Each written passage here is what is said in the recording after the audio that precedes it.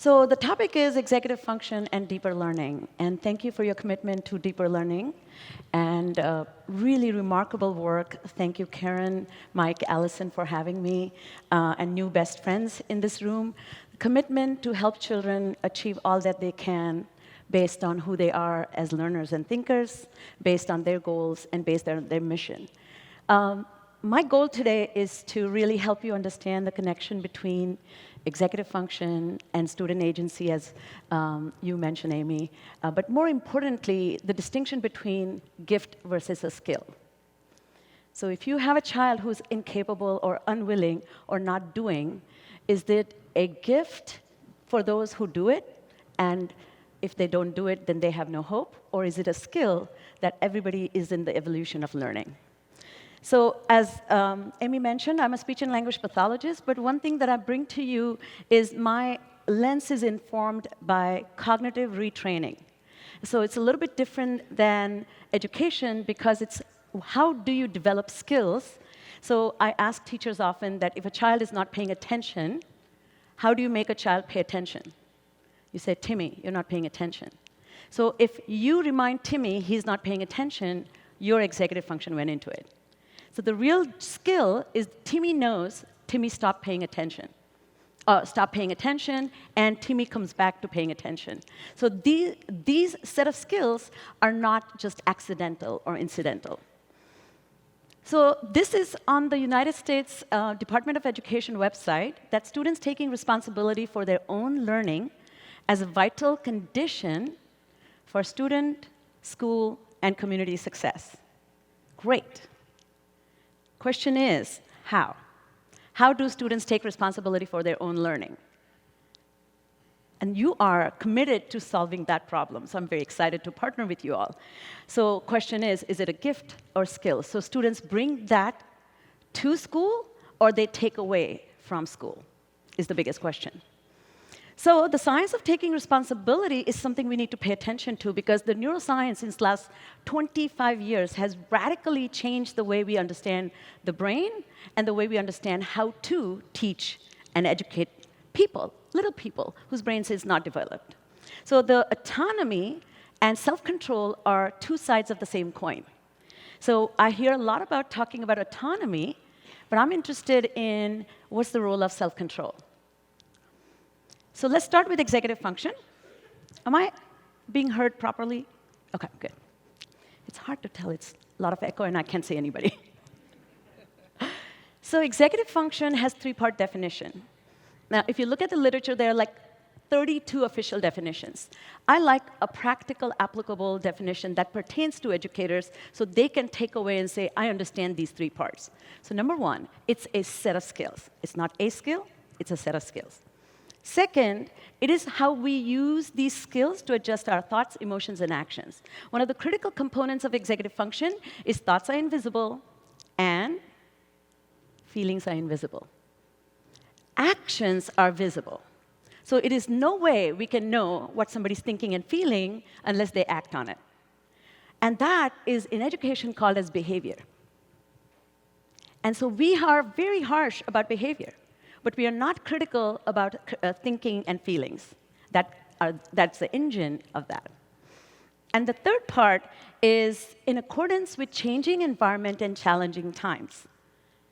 In accordance with changing environment and challenging times. Very important. Executive function skills do not come into play if it's routine, predictable, completely understood, and mastered. Does it make sense? So education, you have to really think, what kind of conditions am I creating for students to really apply their executive function because I'm introducing novelty? And it's a dilemma for teachers and educators because there's anxiety when you're dealing with something that's changing or challenging. So the third piece, though, is the most critical piece, which is goals to achieve goals set by self for self. And this is really tough because we're dealing with immature brain, and I say that with great compassion for those immature brains. So setting goals for self is really, really hard for adults. How hard it is for children? Very, very hard. So three parts: self-directed goals. I know what I'm doing. I know why I should do it. And I care that I do it. 2, I persist. There needs to be goal-directed persistence with cognitive and emotional effort or affective effort. And 3, adaptive resilience. That means I'm not only adjusting, but ta-da, I'm adjusting with great smile. So let's watch.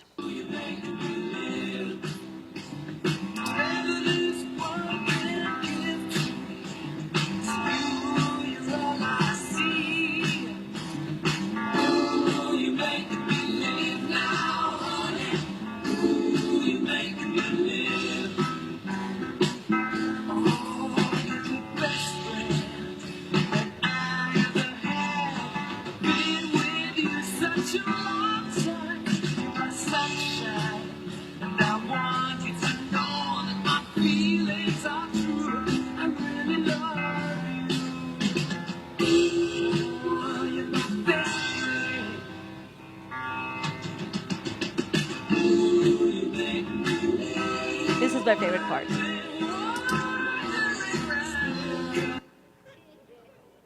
Doesn't this make you smile? How old is this child? 2, 2.5? This is how executive function excellence looks like. And it emerges even as early as this, or it's completely absent even at 30. Some of us may be married to some of them. So, proficient executive function allows children to take responsibility for themselves because they are doing this. They are setting their own goals. They are persisting, but adjusting because environment changed. Puddle, how exciting. I'm going to engage with the puddle. But return to the original goal. And in the attention economy, where your attention itself has become the currency, it is really important children master the skill to return to the original goal. And what are the interruptions? Texting, apps. So, as I mentioned, executive function is activated during non-routine tasks. And this really is critical in these conditions that I'm mentioning. Uncertainty, ambiguity, disruption, stress, failure, unanticipated roadblock, and lack of options. So we are not only thinking about immediate goal attainment, but we are also thinking about life goal attainments. But these conditions and how we behave, act, and think in these conditions is the sign of most proficient executive function. Are we testing for it? When you give a test, the test may ask questions. So life does not ask questions. So I like to say to kids, in life there are no grades, there are only disappointments. Right? No grades. So how do we tell children that part of their curriculum includes them learning skills to adjust and adapt in these conditions? But the conditions are inherent to life, not schooling. It's really important to understand that. Let's watch. Get some water.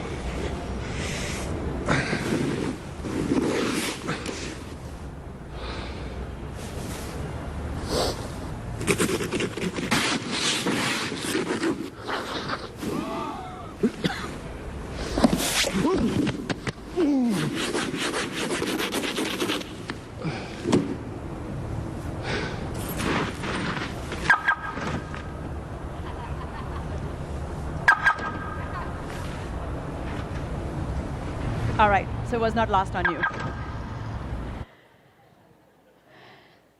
So once again, non-routine task. So did he have a goal? What was the higher goal? To get to work. Now he had a new goal, which is clear the car. Did he persist? Yes. Did he put effort? So did he fail to work towards a goal? No. Did he yield results? Temporarily, but not really. Means he did clear somebody's car, so he's going to get a lot of gratitude, but he did not achieve goals. This is the second part of executive function, that children believe if they put one-time effort, and if it does not lead to results, they should, give up. And that can be a very costly affair. So is your curriculum teaching children how to not give up after failing or experiencing failure in spite of a lot of effort? And we have some barriers, so I'm going to talk a little bit about that. So we have a huge dilemma. Education is one place where we're asking children to pursue goals that are not theirs. It's a real profound dilemma for us, because you have children who may present themselves as unmotivated, disengaged, because they don't care about for the goals that you have for them. So when you talk about autonomy, I really challenge you to think, how do you make those goals that are yours of your children's? So education must include goal transfer. And this is called consulting the wise ones. And if your children are not considering you as the wise ones, you're going to have problems. And that's not because you're a problem. It's just because the brain is in a process of evolution. So I often think about that when we teach, we have to teach how to craft goals for self in collaboration with people who have more knowledge about you than you, and people who have more investment in your future than you have, because you have some barriers. But that discussion is called metacognition, and that is not something educators have time to do, because they're in charge of teaching so many things. That's called mastery of content. So learning, the second dilemma is learning by design is not knowing. If you know it, you don't need to learn it. So when we introduce new concepts, by design, students are not going to know. So when you don't know, what happens to you?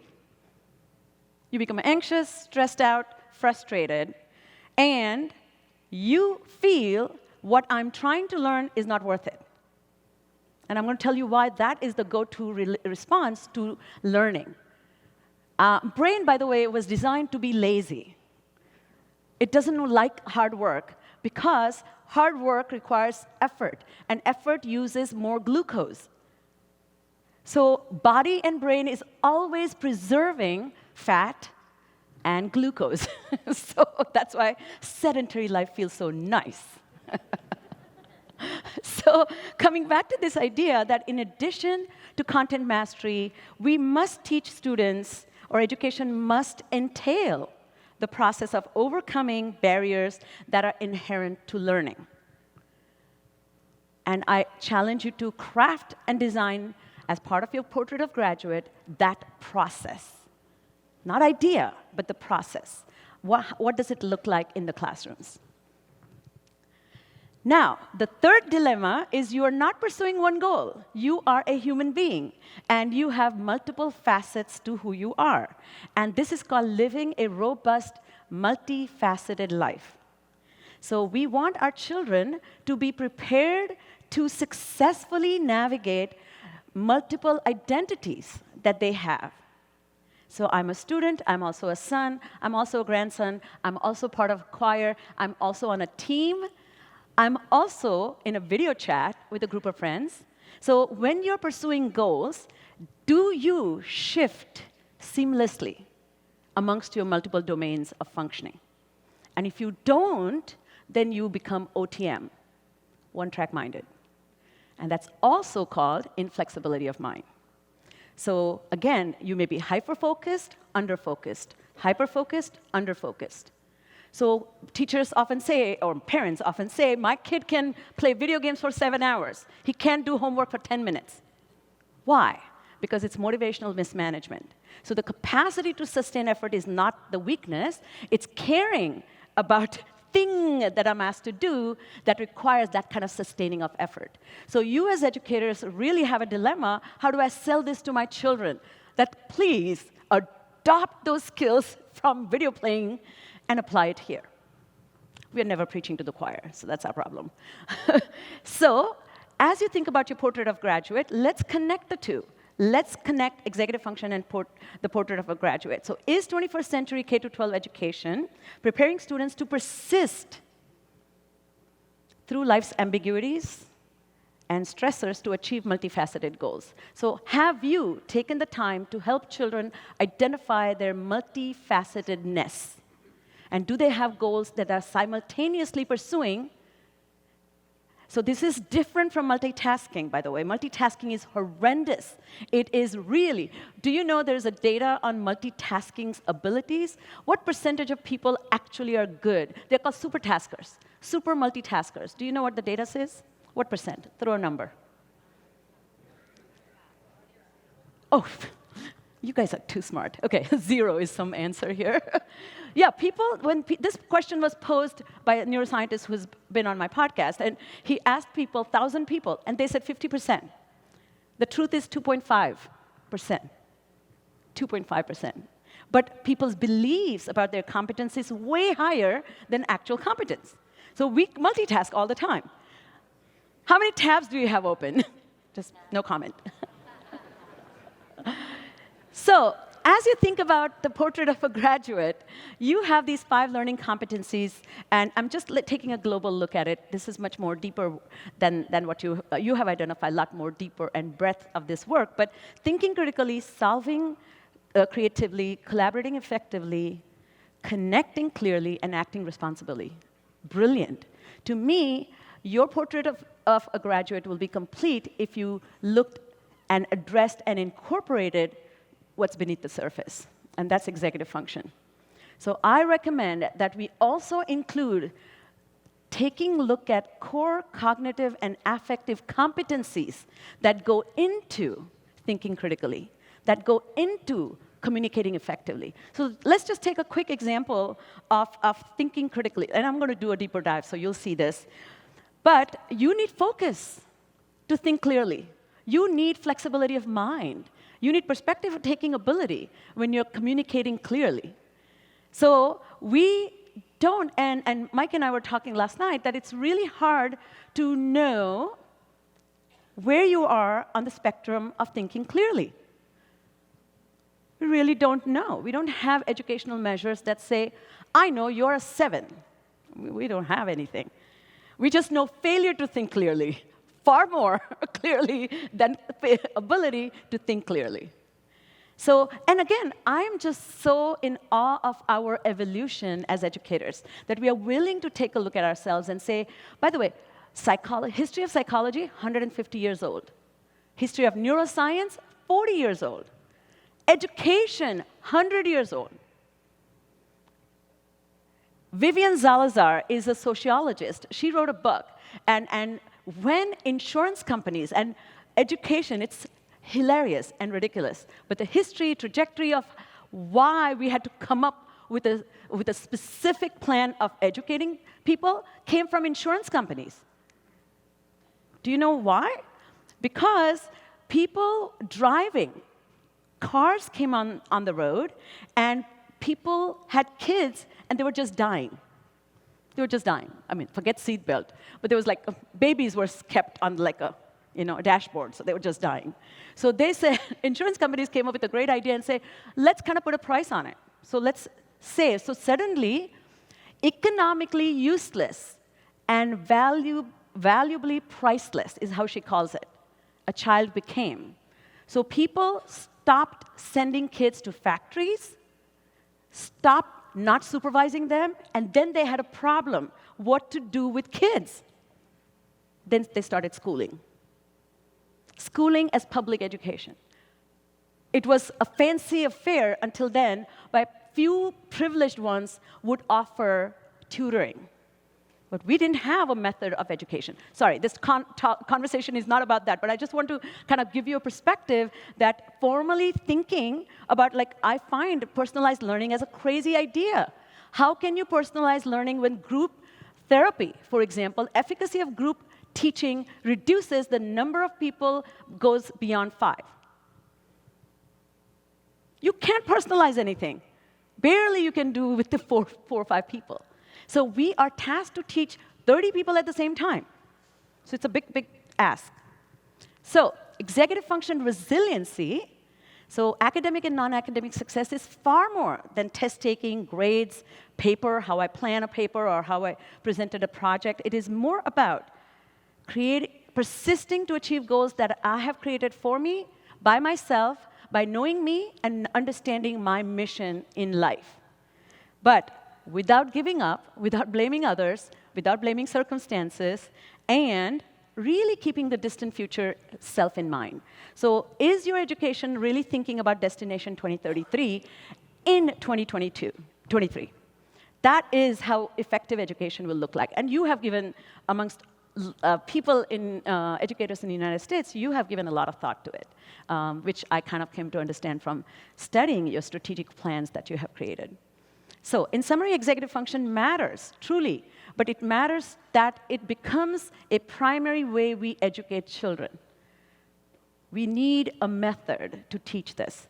So students with high executive function competence know how to set goals, how to make plans, how to achieve those plans, how to come up with alternatives, how to move to something else if this is not even a good goal for self. Second, executive function skills will not emerge by talking or lecturing or one-time feedback. It has to be taught by an expert. It requires expert level of competence building.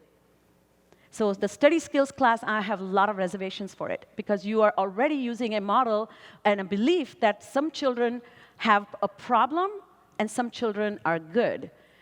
And my belief is every child can reach excellence in executive function. It is not dependent on academic struggle. So let's talk about neuroscience of executive function. So number one, evolution, as I mentioned, the neuroscience is brand new as we have started studying. The term executive function actually was coined in 1979. It was called executive control. So it's very hard to understand what people are talking about. But we learned a lot from impaired prefrontal cortex. There are three prominent observations were made: personality change, breakdown in goal attainment, and third was blurring of free will. So we started our conversation with autonomy. I have agency over my life. I want to really help you question that when you're talking about under construction prefrontal cortex, because it is totally connected to the maturation of the prefrontal cortex. It is not just, ta-da, you become extremely capable of regulating your free will. So, anybody familiar with Phineas Gage? Anybody? Yeah, a few people. OK, great. So Phineas Gage is my introduction to neuroscience of executive function. Phineas Gage was a railroad worker. And he was actually, his job was, he was a supervisor, excellent worker, and his job was to take and shove a rod and shove this dynamo, yes, and create holes to lay down the railway track. One unfortunate morning, the powder exploded, and the rod he was using to compress went through his orbitoprefrontal cortex. So this is a digital image created for that. The funniest and weirdest thing, that he did not die. And he was completely awake.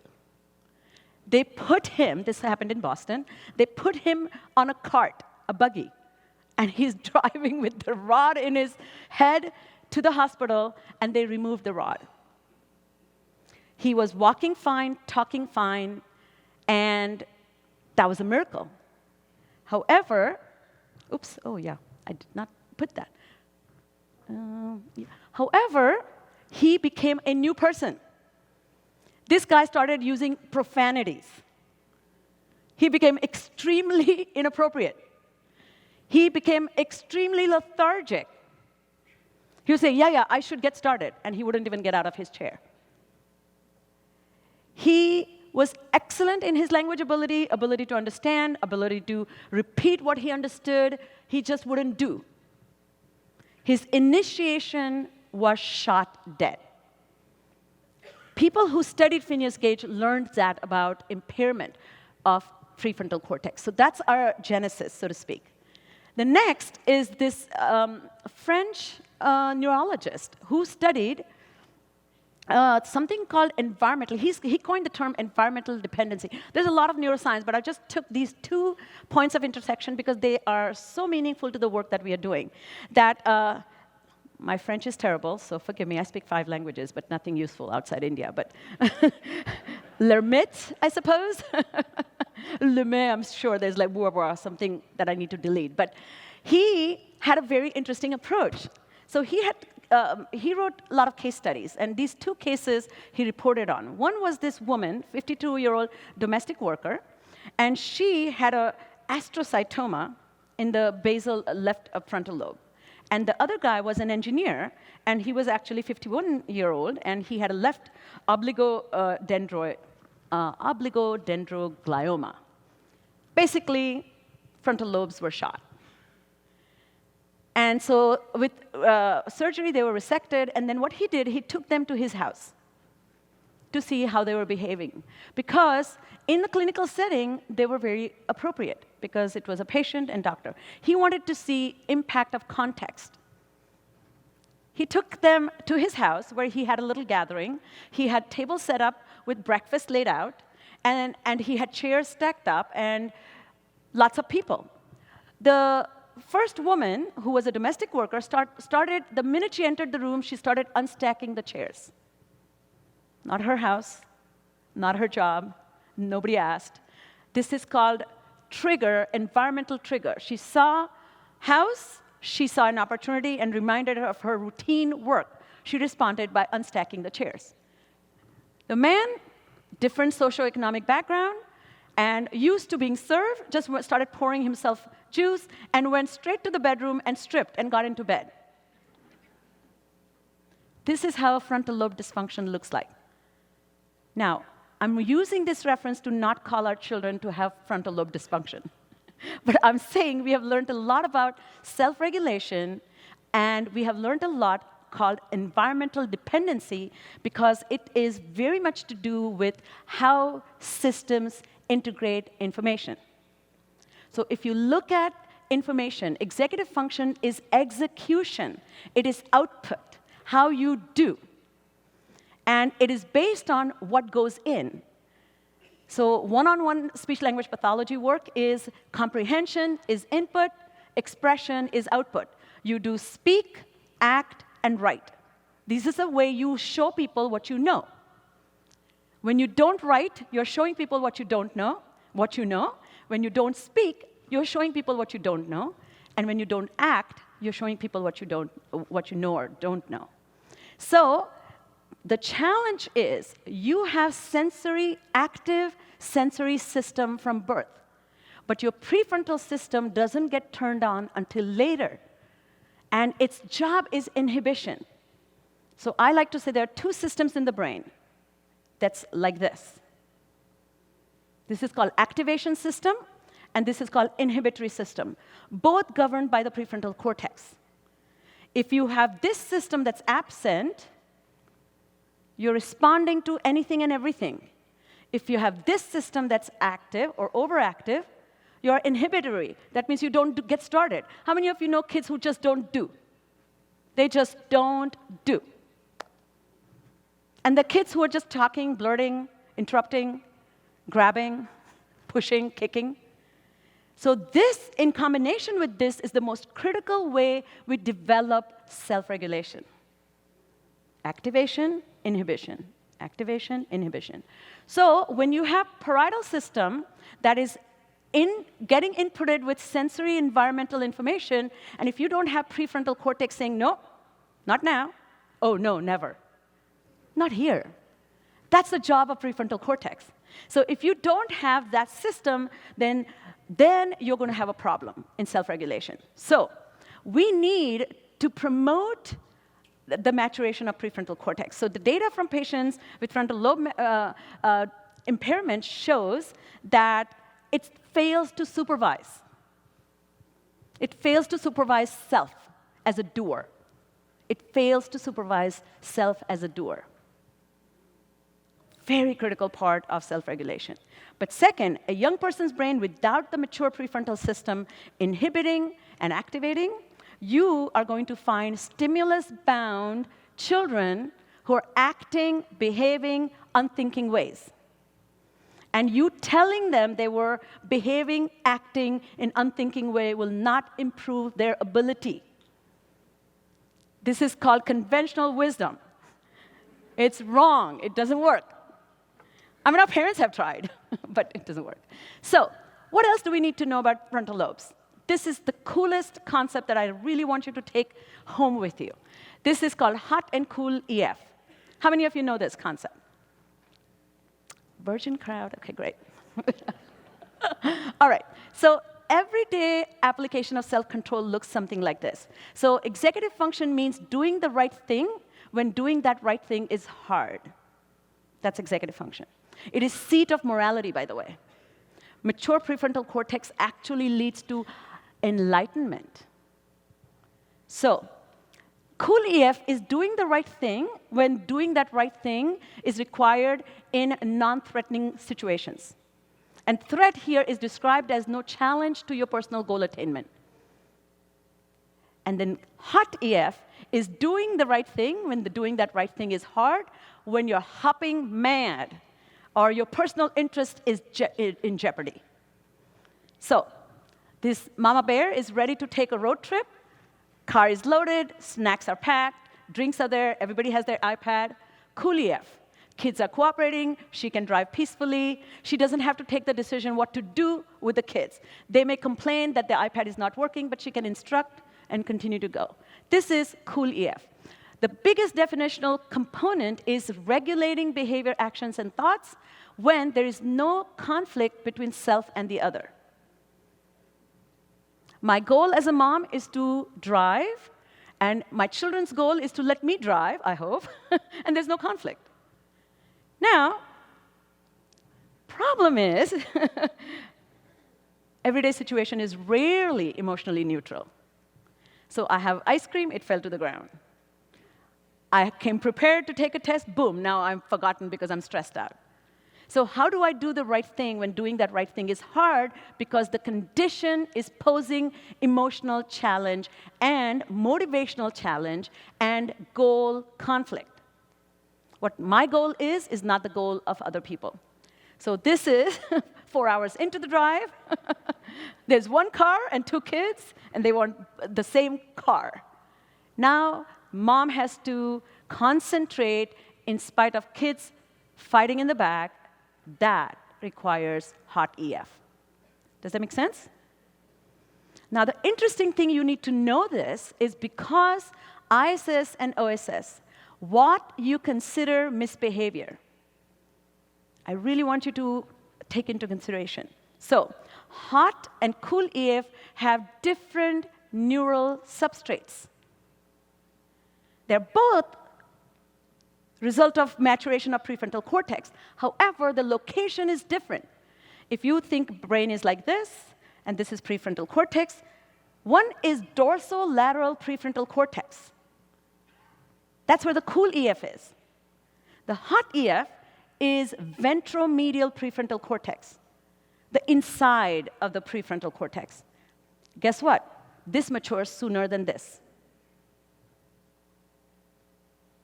That means both executive function competencies, but ability to think clearly under duress is not possible in children when they are younger or they are, so if you take 2 9-year-olds, they're going to be less proficient than a 16-year-old.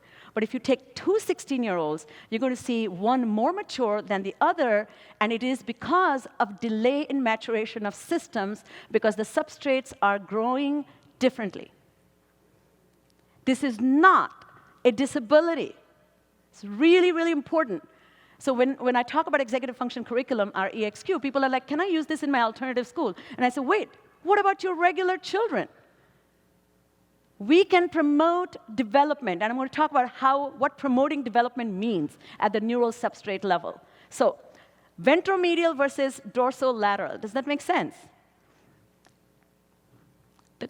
The rats about it is the change is instantaneous. Things are going fine, and then they're not. That means I'm thinking logically. I know, sorry for the meme. It's just like, it's on a loop. I'm happy, then I'm not happy. I'm happy, I'm not happy. So the failure in self-control is only relevant until it's failed to be self-controlled. So we never praise. I like to tell people, executive function is like taking a shower. You do not compliment people for smelling fine. You only bring this up when they stink. You appreciate that, right? So let's watch. Okay, when 2 clowns crashed. It was no laughing matter. And no, it was not part of their act. The two elderly men crashed their minivan on their way to the local fair. The driver, 83-year-old James Billingsley, a.k.a. Dimples the Clown, collided. He missed the entrance, but when he tried to make a U-turn, he slammed right into an SUV. They're okay. Police say Dimples was wearing oversized clown shoes, but police say that they did not play a role in the crash. Brian has been laughing for the past 2 minutes now. I can't believe you made it through that story. So this is failure in self-control, delicious, non-threatening, and non-bothersome. Nobody's going to write her up. You see what I mean? So as an anchor, the woman knows what not to do, and she just could not do that because the story was funny. And she did try her best to control when other people were going bonkers. So sillies and clowns in the classroom are forgiven more than somebody punches somebody. So I just want to tell you, this is also an example of executive function failure or failure in self-control. This passenger in the stylish plaid skirt is having an epic meltdown at the airport. Damn it, who does that to a woman like me? She's so hopping mad, she lifts her feet off the floor and leans over the counter, screaming at a JetBlue employee.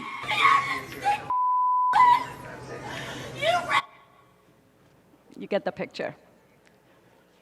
This is epic failure in self-control. Again, the woman knows what not to do in public spaces, not to get intoxicated, not to argue. She's going to be blackballed. But bigger thing is the failure in self-control based on her own actions. And this requires self-awareness. And if you do not have self-awareness, your self-control failure can have a high cost. But self-awareness also is governed by the prefrontal cortex. So bad news, USA. So coming back to this idea that we talked about a second ago, which is when you talk about the graduate's portrait of a graduate, maybe you're focusing on cool EF.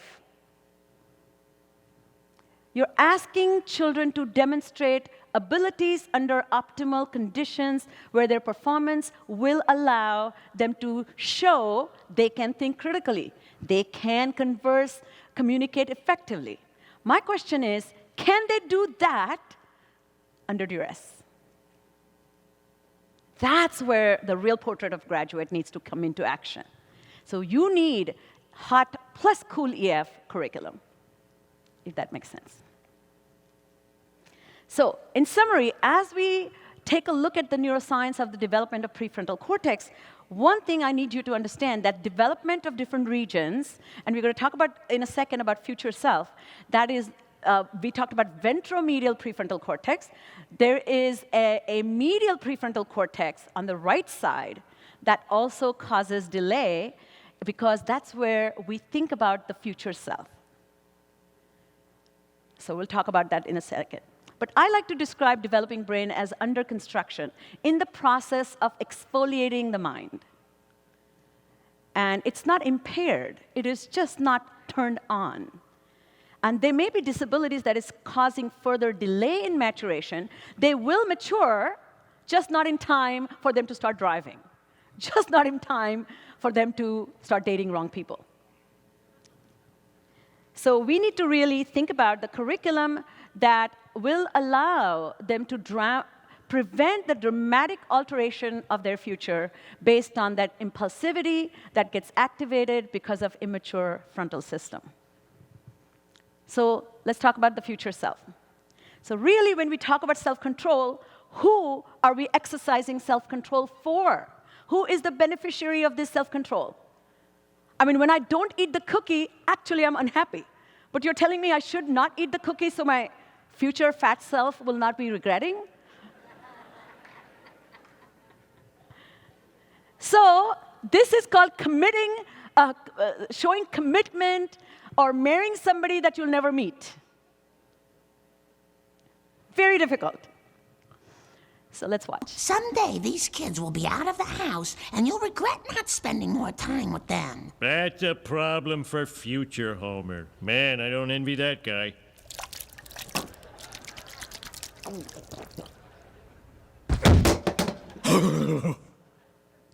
Vodka and mayonnaise. Wow. So there's a concept called, a psychological concept called temporal discounting. There's a mechanism in the brain that allows us to do something called time travel. When we travel in time backwards, it's called nostalgia. When we travel forward in time, it's called future prospection.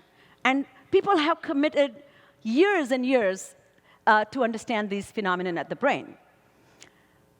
Temporal discounting is more we travel in the future, our ability to understand the person's need becomes weaker, because we are very deeply connected to the present self. So researchers talk about this concept, another concept called continuity of self. So when you talk about identity, student identity, there are two concepts I'm already introducing. One was multifaceted life. So I not only have an identity as a person, but I also have an identity as a multifaceted goal achiever for my life. And it has nothing to do from my heritage. But the second thing is, I am also sitting amongst people. My people, some I'm close to, some I don't care about. Guess who they are? My future self in time. So all of you so attentively paying attention now, who is this going to benefit? Your future self. So your commitment with attention is really done, one for the team, and the team is this like office. I was going to put a circle around Creed, but the most creepy guy.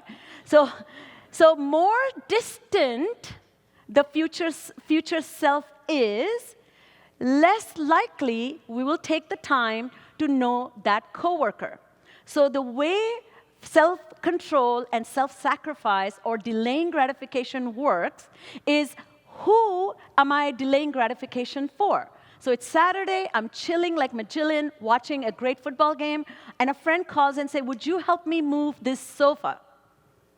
If it is Creed, you're not going to say yes. If it's Jim, you're going to say yes. That is our plight, as current self is willing to help self of tomorrow morning. But self of 10 years later, nah, she can just die. We have generalized apathy for the future self. So let's watch this. Oh, that's funny. Oh, can you click on the video manually?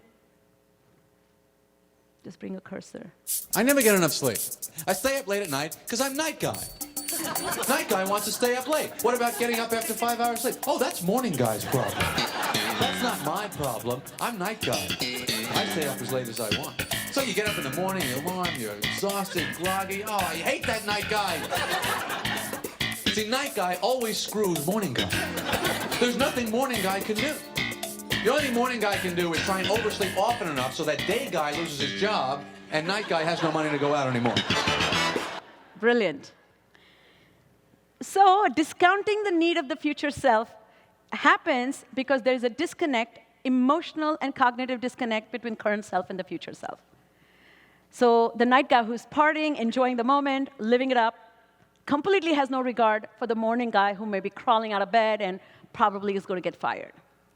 So as we think about preparing children, I often see educators talk to them about the future, but they do not talk to children about their future selves as active agents in that future. It's a totally different game if you're talking to children about future. And I do not like particularly the question, who will you be when you grow up? Holy cow, please don't ask that. You probably know this more than I do, but let's not ask that. What will this person 10 years later? today, I mean, this is 2023. A child in 6th grade is going to be graduated from college in 2033. Every single thing the 6th grader needs to do needs to serve the need of the day I graduate. It's creed. I don't care. So, let's talk about the neuroscience of this, temporal discounting. So willingness to wait for bigger rewards is really the game of delaying gratification or self-control. So self-control is I'm hanging back, not doing it. I'm activating my inhibition. So I have this choice, eat a cookie, not eat a cookie. Watch more Netflix, get started on a project. Get started on a project and say no to Netflix. So researchers asked people and said, hey, would you like to have a box of Lindor chocolate in a week or half a box now? Guess what people said? Just give it. I don't trust you. Just give it to me. Because I have 0, you see. So when I have 0, half feels huge, and 1 week feels really long. Then they introduced this concept of next year and 1 week plus next year. Guess what happened? People chose, I'll wait 1 year plus 1 week. Because 1 year feels so distant that 1 year plus 1 week and 1 year feels the same. This is psychological temporal discounting. I don't have a feeling. So by the way, when you have ailments such as ADHD, you develop something called time deafness and pattern blindness. So ability to feel time is really, there's no sensory organ for time. Do you know that? You can hear, you can see, you cannot feel time. So capacity to estimate how long something will take. So really, if you're dealing with children who are procrastinating, do not teach them time management. Teach them pain management. So it's pain management leads to procrastination. But anyways, coming back to this idea, how do we apply this neuroscience that people feel waiting for 1 year and waiting for 1 year plus 1 week is the same, but I'd rather get the half box of chocolate that I don't have anything, but wait 1 week. So graduation, of course, is very important, right? And if we place on a scale, on X and Y. Yes, X-axis, if we put importance, graduation is way up there for a child. I mean, whether the child believes or not, we believe it should be. Texting, on a scale of importance, is low. Agreed? However, because of temporal discounting, importance is not the only scale people are using to judge execution. Let's introduce time domain. Texting now and graduation later, future. So when it comes to studying, if I'm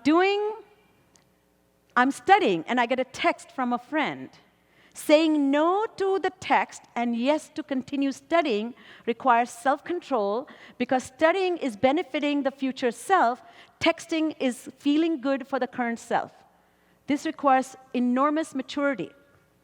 So because the delivery of the rewards, graduation is so far in the distance, not caring is a go-to place.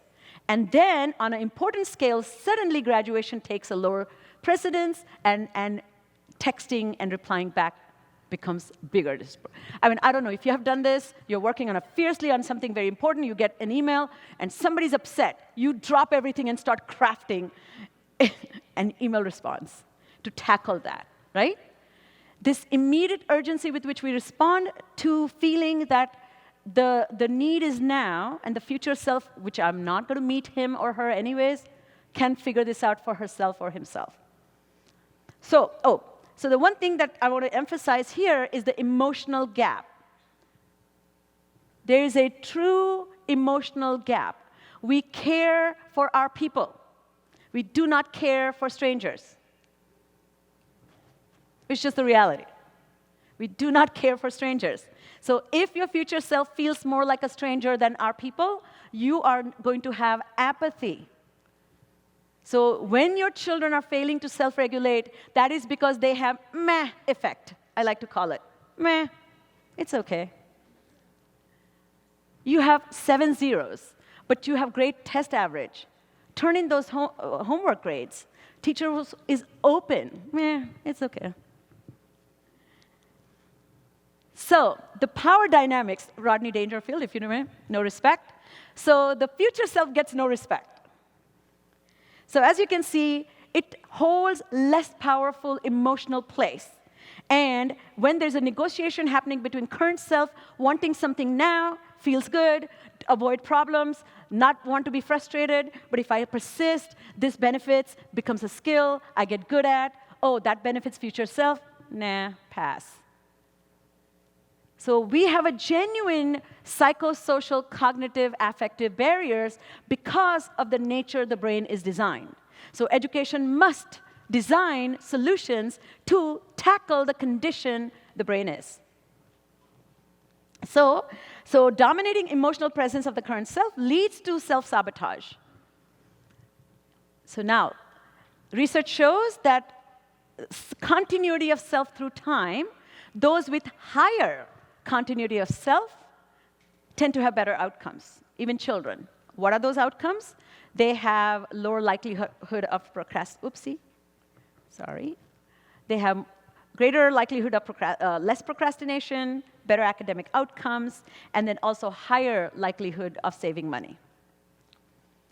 So this is Dan Ariely. He talks about, he's written amazing books, but one of the books is Predictably Unpredictable. Coming back to this question, is self-control a gift or a skill? I hope I made a case that this is not a gift. It is a skill. It's in the process of evolution, development, and emergence, and we can do things to promote its emergence sooner. It's literally, you cannot expect somebody to learn to play piano without ever teaching them. It is not a finger skill. It is not hearing skill. It is not having piano and walking by it. It is called a skill because it requires interaction with it. Similarly, executive function can be taught. But I love what Dan Ariely says. In the future, we are wonderful people. So we have these high aspirational outcomes for ourselves without wanting to put any effort now. This is a baseline of human brain. So you're dealing with children at baseline. They're fine. Thank you. So that challenge is what you're dealing with. But what we also know, we do make emotional investment in those we care for. This was a story that was in the news about the Thai caves. Those 13 boys and the coach were trapped, and people came from all around the world to rescue them. We do not need to know people to care for them. So we do not need to know future self, but we might benefit from knowing the concept of the future self to care for it. Because if you did not know the story of those 13 boys and the coach stuck in the caves, you would not have started the rescue process. So knowing should be built into the curriculum. So conclusion, teach students to make emotional investment in the future self so that they can overcome this general disinterestedness in the future self. Really, there are mechanisms we can do that. So educating children must entail executive function curriculum, not an activity. It has to be a curriculum. It has to be a bane of their existence and experience on a weekly basis. So how not to overweigh the present moment, and how to know more about the needs of the future self. We need to make that vivid. So I'm going to wrap this up with teaching proposition. There are many ways to teach this. I am proposing one such opportunity, which is a curriculum, not an activity, and my curriculum. The traditional approach to teaching executive function is, one, train the teachers to teach executive function to children, and typically it is housed in 2 specific areas. One tends to be organization and planning, such as agenda use, or copying homework, or tools for managing time, managing tasks. And second tends to be metacognition, which is reflection. I don't think that's adequate. The biggest thing that is not taught in those classes is helping children to make those goals their own and how they design goals for self. So, let's watch.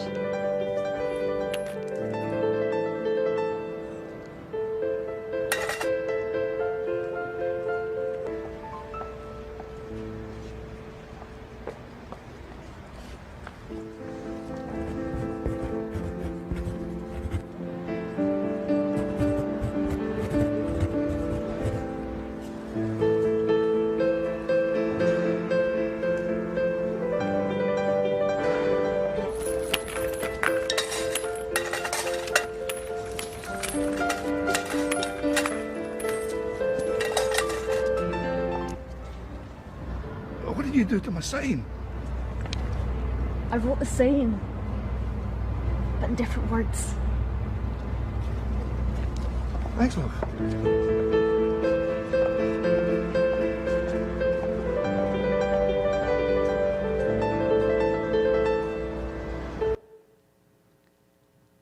How beautiful is that? So in Destination 2033, we want our children to become these people who are incredible leaders of tomorrow, who are not solving problems for self. They're solving and responsible for solving world's problems.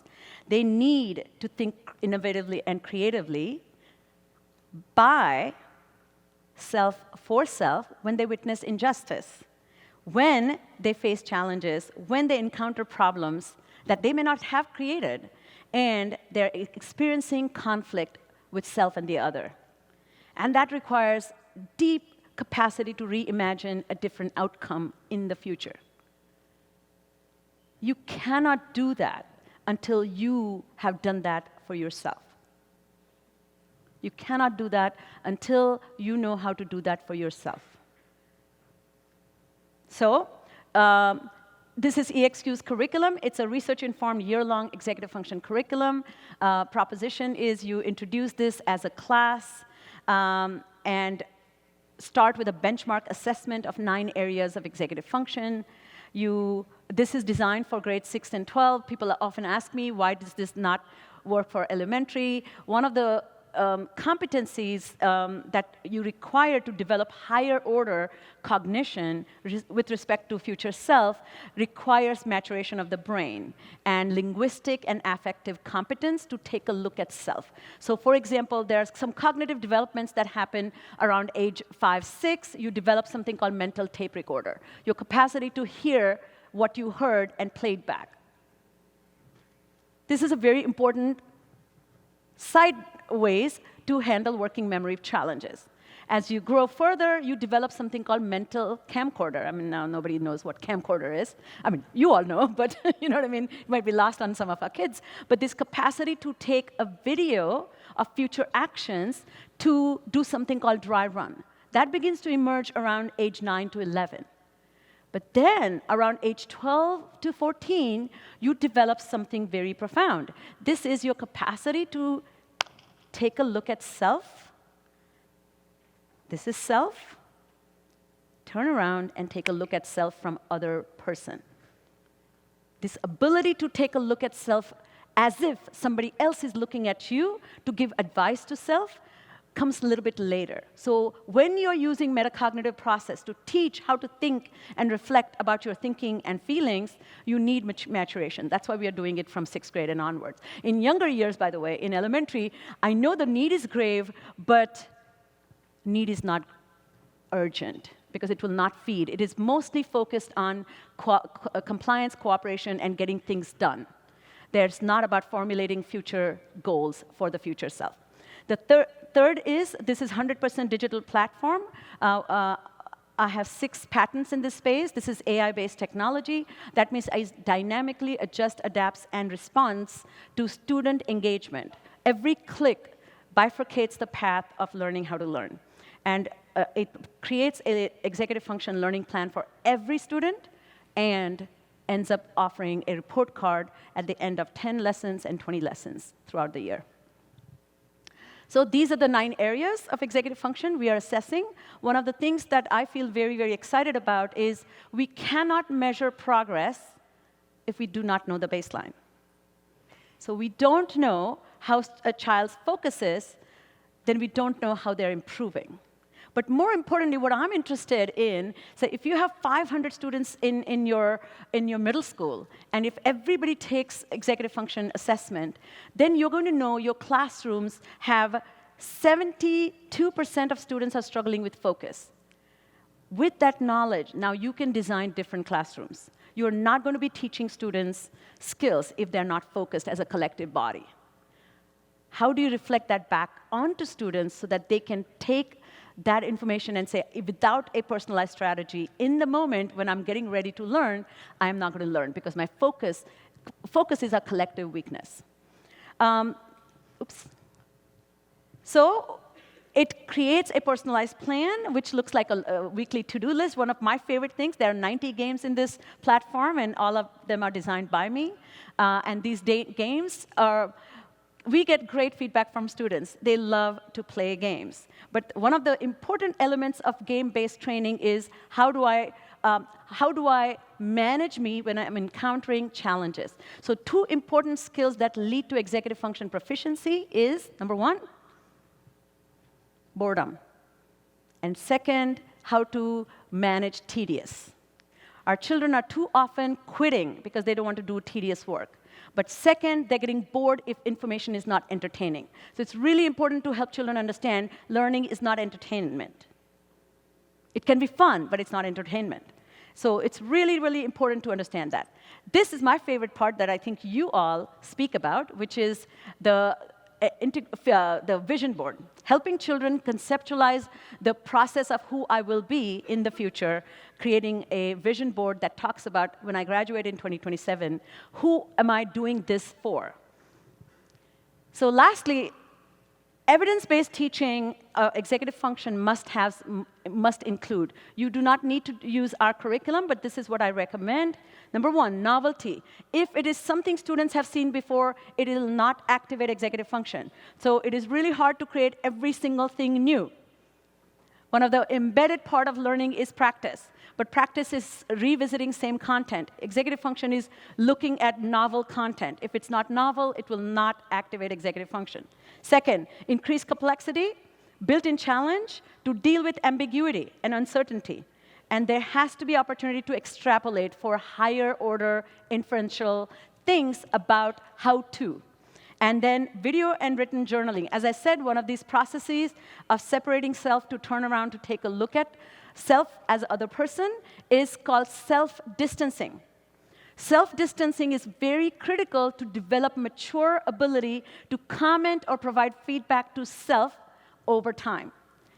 We have video journaling for students every single lesson.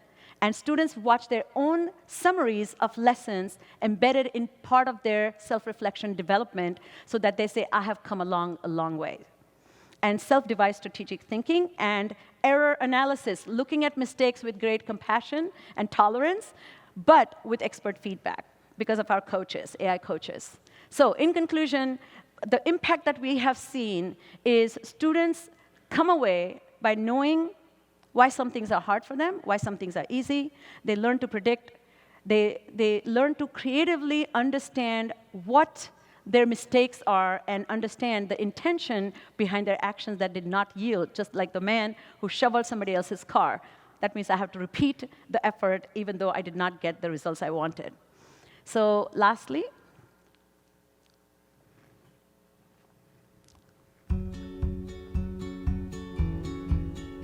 ExQ is a game to challenge your brain and to get you better at different study skills and whatnot, and different skills that you will use in your everyday life. My favorite thing about ExQ is like the games and how you can go back and see like how you did and what you need to work on, and like what your strengths and what your weaknesses are. I learned that everybody has weaknesses and everybody's not perfect, but we're all different and unique, so we all don't have the same differences and weaknesses. Well, I didn't know like my strengths and weaknesses as well as I do now. Like it really helped me like point out what I'm really good at and what I have struggles with.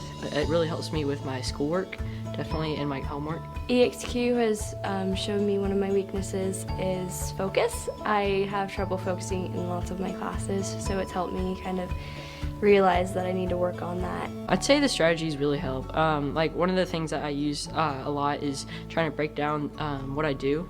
Try to break down my homework or try to break down like a big test or whatever. Definitely helping doing that is a really good strategy that I like to use.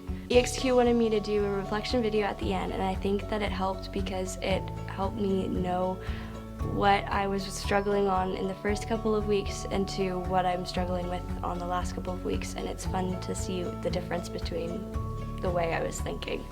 It's helped me keep going at things that sometimes are hard to do. Sometimes I'll want to give up on things, and it's kind of like reminded me that not to give up on things just because there's usually a point in the end if you just keep on going. That's my favorite comment. So lastly, I know I've been saying that, but this is, I promise you, this is 2 last slides. Number 1, when you think about changes at the brain level, there are 3 mechanisms that support development of the prefrontal cortex. Number 1 is called myelination process. Number 2 is synaptic pruning. And third is increasing the density of white matter. And all that results from learning. So learning how to learn entails these changes. The most important thing about executive function is practice, or deliberate practice. This will not improve by lecturing children to use planners and organize yourself by making a plan. Making a plan will not lead to managing time better. It needs practice, a practice where the hardest self-management demands are. So myelination it's the covering of the axon, which creates a faster transmission of electric current. And myelination directly results from repeated practice. Second, synaptic pruning. There are 2 major milestones in the brain development. At age 5, massive pruning happens. That means getting rid of, No. At age 5, expansion of lots of neurons, the growth happens. Volume in the brain exponentially goes up. But around adolescence, the volume shrinks because you start severing all the connections that don't matter. And so this is really, really important piece that we need to do. And lastly, white matter density is when you have developed deep habits and mindsets. Your volume in the brain increases. So lastly, executive function curriculum is the foundation. So when you say your plate is full, I challenge you to think, is your plate strong to handle everything is on it? Thank you. This is a way to get in touch with me. Thank you for your time. Keep doing brilliant work. And I so appreciate you giving me an opportunity to bring executive function work to you. This is a link if you want to get in touch with me. Thank you.